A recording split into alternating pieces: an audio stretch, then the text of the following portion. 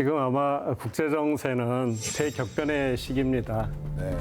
2022년에 시작된 러시아와 우크라이나 전쟁이 계속되고 있고, 이스라엘 하마스 전쟁은 이제 이란과 지금 포격을 주고받을 정도로 지금 확전 일로에 있고, 그리고 더더욱 곤혹스러운 것은 미중 전략 경쟁이 끝날 기미가 보이지 않고 아주 오랫동안 계속될 겁니다. 네.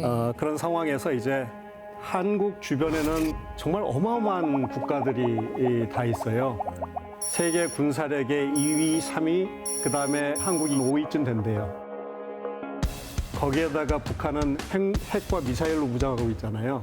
그래서 그렇게 보면 세계에서 군사력이 가장 강력한 국가들이 여기 다 모여 있고요. 이 국가들이 서로 간에 대립하고 있는 거예요. 군사적으로도 대립하고 있고, 영토라든가 영해에 있어서 계속 갈등이 일어나고 있고, 언제든지 전쟁이 일어나도 이상하지 않은 그런 엄청난 세계의 화약고입니다. 그런데 아무도 어떤 룰에 따라서 어떻게 이 전쟁을 억제할지, 어떻게 이 관계를 가져갈지에 대한 답이 없는 거죠. 네. 그 답을 우리가 이제 찾아가야 되는 상황입니다. 선생님, 그러면은 쌤께서 생각하시기에 앞으로 우리 대한민국에서 가장 위기 요인이 될 것 같다, 이런 거는 어떤 게 있을까요? 당장은 이제 우리가 크게 세 가지 위기 요인을 가지고 있는데요. 우리는 그동안 안미 경중일해 가지고 안보는 미국에 의존하고 경제는 중국에 의존하는 구조 속에서 잘 살아왔어요. 네. 그런데 이제 더 이상 그런 세계는 이제 존재하지 않을 겁니다. 그게 하나고요.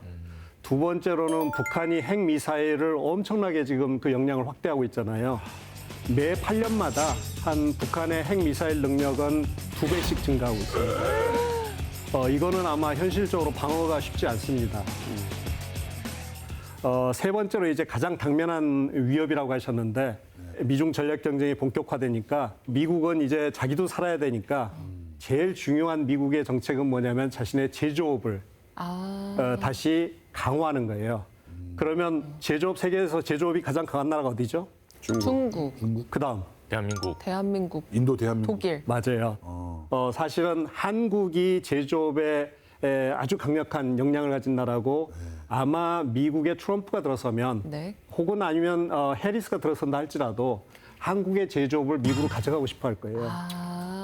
그리고 중국은 과거에는 한국의 기술이 더 우위에 있었기 때문에 한국의 기술을 가져다가 그걸 이제 이용해서 제품을 만들어서 팔아먹는 구조였는데, 지금은 중국의 기술이 우리보다 우수해요. 반도체를 제외하고는 우리가 중국에 팔아먹을 게 별로 없어요.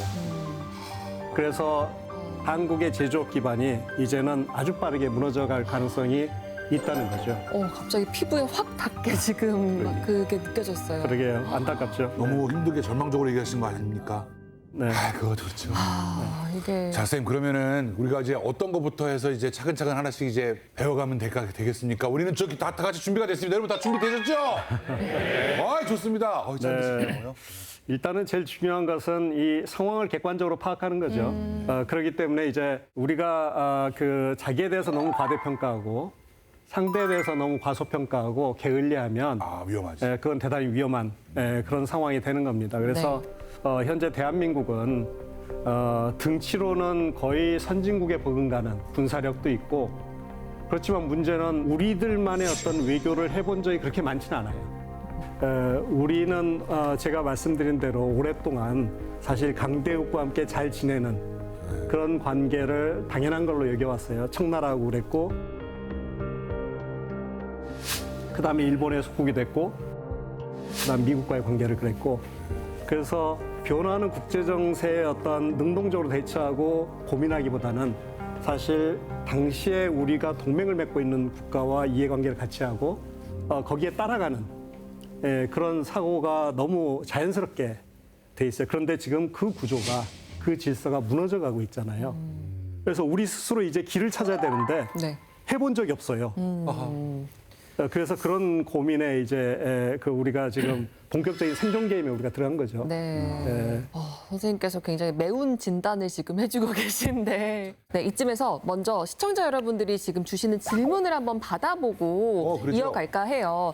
자, 어떤 분께서 한번 질문을 해보시겠습니까? 네. 질문 네, 어우. 제가 마이크를 드릴게요. 21살 대학생 최재용입니다.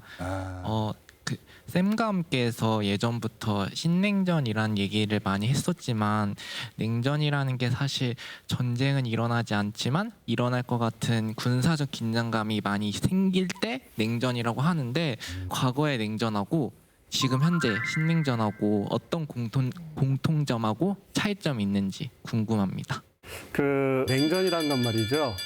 그 내가 살면 네가 죽고 내가 이만큼 얻으면 네가 이만큼 잃고, 그러니까 세계를 적과 우군으로 나누는 거예요. 거기에 핵심은 뭐냐면 이념하고 군사력이 가장 핵심이죠. 그래서 상대방을 죽이면 내가 사는 겁니다.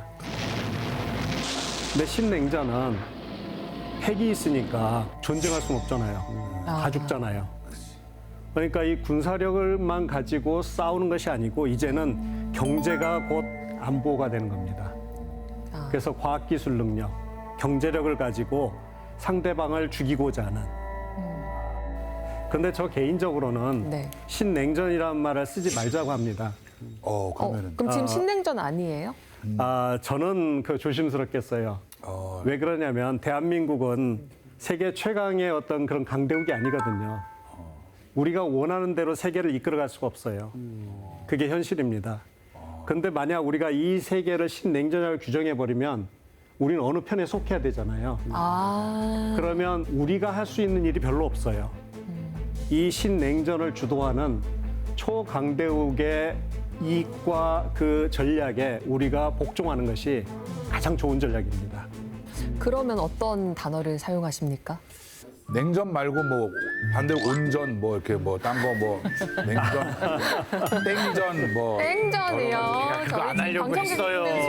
코미디언이 해야지 이런 거 언제적 유머를 하세요 수준 지금? 낮은 거부터 해야지. 저는 그냥 저희 미중 전략 경쟁의 시대라고 그렇게 규정을 합니다. 전략 경쟁. 그래서 그 시대는 이슈에 따라서 미중 간에 아무리 경쟁한다 할지라도 네.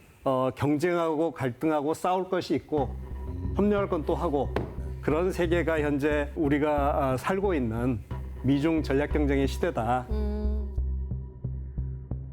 그런데 이런 시대가 되면 그 뭐가 이제 제일 그 발현이 되냐면 네. 국제 정치의 가장 본질적인 부분. 본질적. 그게 뭐죠? 경제?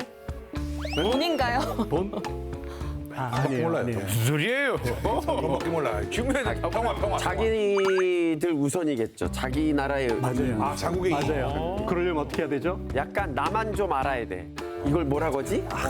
이기적이면서도 뭔가 눈치도 봐야 되고 가끔 이익에 따라서 나쁜 짓도 좀 해야 되고. 그걸 뭐라고 설명하지 하냐면 말고 단어가 뭐냐고요. 그게 아니라 교수님이 아닌 거예요. 뭡니까 선생님? 예. 저는 그걸 사악함이라고 생각합니다. 네? 그러니까 사악하게. 사악하게? 국제정치의 핵심은 생존이고요. 그 생존을 위해서는 어떠한 행동도 정당화되고 도덕적입니다. 와 무섭다. 그 개인의 도덕과 네. 국가의 도덕은 완전히 다른 차원입니다. 국가가 생존할 수 있기 위해서 행하는 모든 수단은 네. 심지어 도덕적이라고 말합니다. 그런데 우리는 다른 말로 하면 사악함이라고 하죠.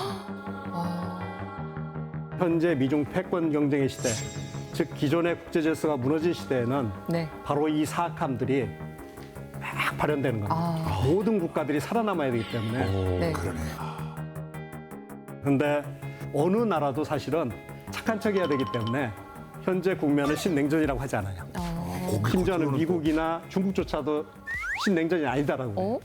그런데 어떤 놈이 떡 나서서 현재 국면은 신냉전이야.